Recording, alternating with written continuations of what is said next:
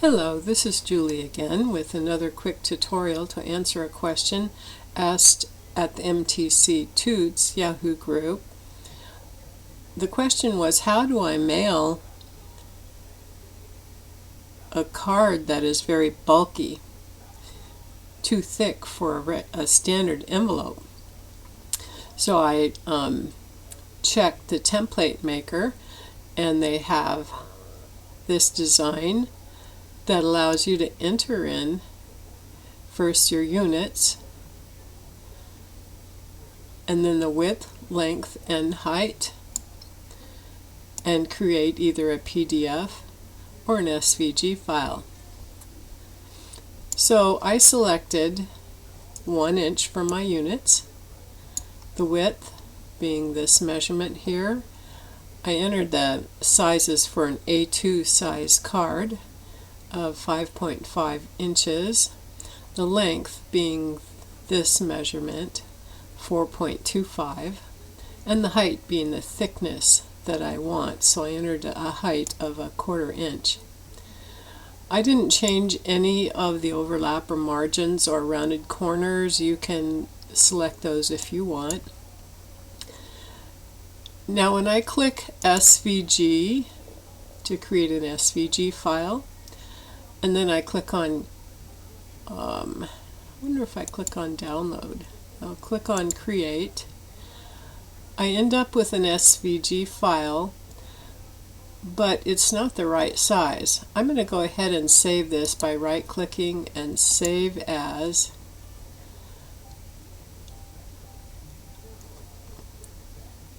The mailer 5.5 by 4.25. I'm going to indicate that it's 0.25 thick here, and save. And since it's not exactly the right size, I'm going to go ahead and save the PDF also.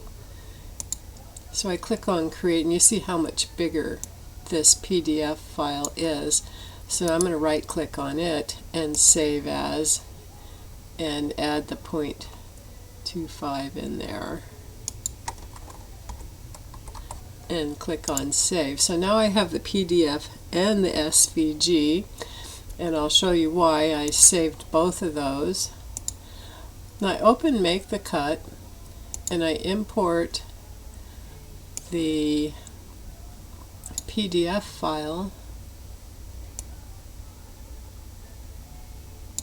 Here's the mailer, the SVG file. I'll open that, and then I'll open the PDF by clicking on PDF here, Import PDF, looking on my desktop where I saved it, and there it is.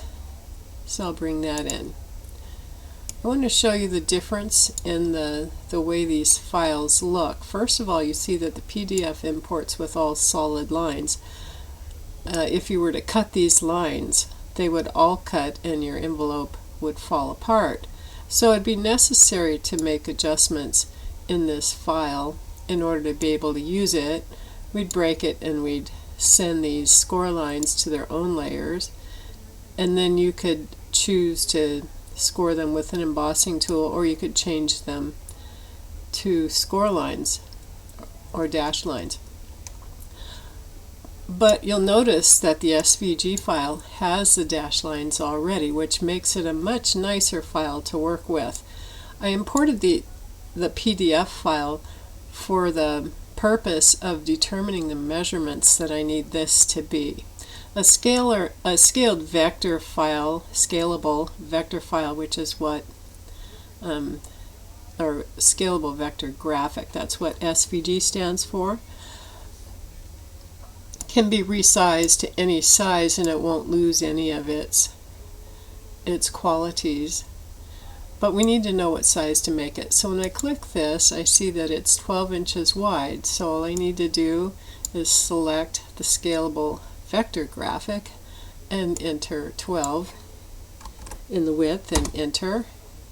And I'll put it to the 0 tab 0 location because being 12 inches wide, it's going to take the full 12-inch width of my mat, so I need to make sure that's exactly on the edge.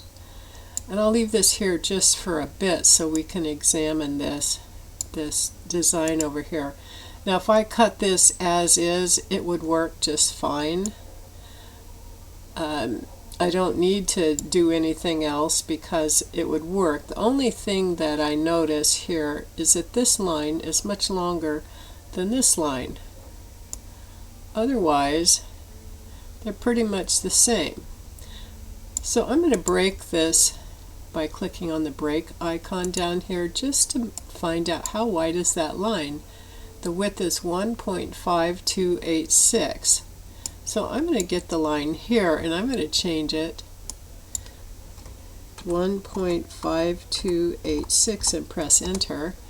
Now it's not quite centered, so what I'm going to do is select it, hold the shift key, and then select the rest of the design here and type V to vertically align, and you see that the little line lined up perfectly in the middle where it should be. So now I would like to join that line with the rest of the cutting lines by clicking on join, and then I'm going to send it to its own layer and move it to the bottom. Now I'm going to, when I hide this, you'll see that I have all the rest are score lines. So the score lines are already on their own layer. I could select them all and join them just to keep them together. I'm going to hide the score lines and show the lines in this envelope. And what I would like to do is see the fill lines. To do that, because it's not filled, I know that there's a problem with maybe some open paths, but to fix them quickly I just click Fuse and Weld. Make sure the slider's all the way to the right and click apply, and it turned black, so I know that it is now got all the paths closed. It's a nice file ready to go. So I can, now that I'm done with this PDF file, I'm going to go ahead and get rid of it. You notice at the top here, these are all broken segments. It's just the PDF version is not a really good choice. So I just used it for sizing, and now I'm going to get rid of it. And now I have a very nice mailer envelope for a thick card. So I'll save that. Save as ThickMailerEnvelope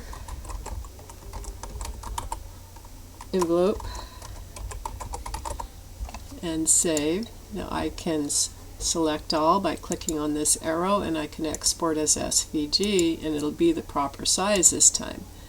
So I'll name this ThickMailerEnvelope. Get rid of that MTC there, and it's saved as an SVG file, and it's ready to go to other software. I can use it, the Make the Cut or the SVG file. So you might want to take a look at the rest of what this site has to offer. We have different styles of boxes, envelopes, cartons, bags, displays, lamp tops or cups, heart-shaped boxes, envelopes. So if you find one you like, you could grab it. The other thing I want to do while I'm here is right-click on this picture and copy image. Sometimes it's very helpful to have a picture of the completed project. So I'm going to add a new page here and just go to Pixel Trace, paste, and put in 255 here just to bring in the full picture. Click Texturize Path, Blackout Path, Apply Changes, and Import. And now I have a picture to which I can refer when I'm putting my design together. So that's all there is to it. I'm going to go to File and Save, and I hope that you will share some of your creative envelopes with us. Thanks for watching.